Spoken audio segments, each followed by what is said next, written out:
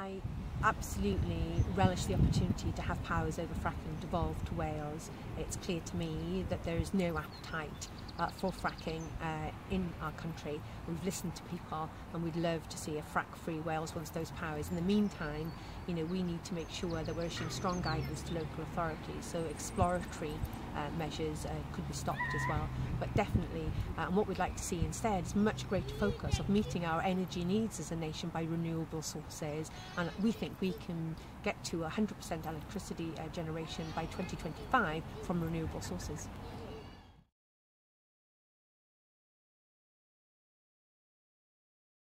Well, yes, we'd love to see it by 2030. In fact, we'd like to be able to achieve that 5 years earlier. But if we get it done by 2030, I think we'll have made great progress. And we need to do that from a variety of sources. There isn't one single method of energy, energy generation that we can solely rely on. We need to ensure that we've got a cross-section of renewable sources: onshore wind, offshore wind, tidal, hydro, solar. There's lots of things that we could do. We've got fantastic natural resources in Wales which we can use to get us to that target of 100% electricity from renewable sources. I'd like to see it done by 2025.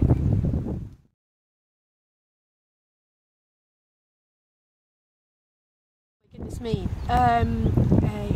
I think there's lots of things that we need to do, and firstly around education, explaining to people about the consequences of food waste, educating people so that they shop in a way that eliminates their food waste.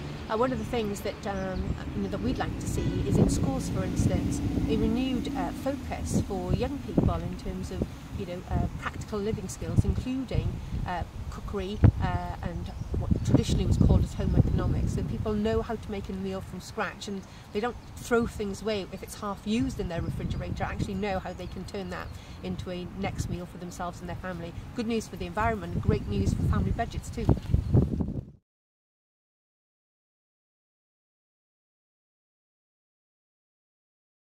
Well, we'd like to empower community cooperatives, for instance, to be set up locally and to be able to have the power to install, for instance, solar panels on a public building.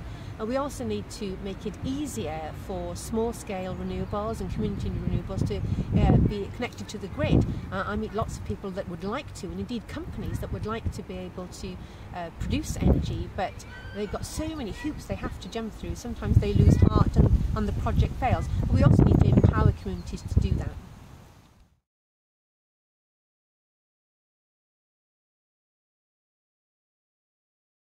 We do, as a country, need to take all the steps we reasonably can to make ourselves energy efficient, and again there's a whole variety of ways in which we can do that, promoting small-scale energy projects. But in terms of energy efficiency from an individual perspective, we think that if people take the steps to invest in their own homes and to make their own homes as energy efficient, we'd like to give them a £100 discount off their council tax if they have invested in their homes and made their own homes more energy efficient. And that's a way of saying thank you for playing your part in reducing greenhouse emissions, but also, of course, incentivising people through that council tax system.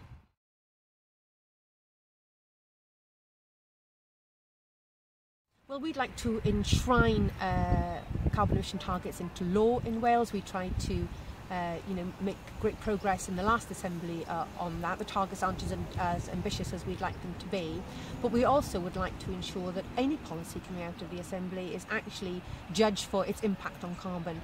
We're not spending enough time thinking about the impact of legislation, policy ideas that come out of the Assembly from an environmental and sustainability perspective.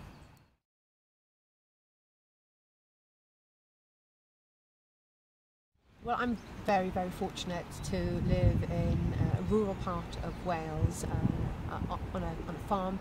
Very fortunate to have easy access to nature, and it's something that for me brings a sense of well-being, and I'd like to see that extended to everybody.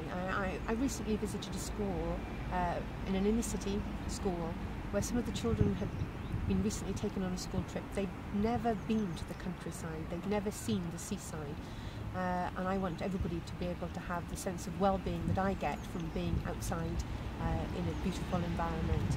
But we can do that. We don't have to travel many miles. We need to concentrate on keeping green spaces in our inner city so that everybody has the opportunity to have that sense of well-being that I get.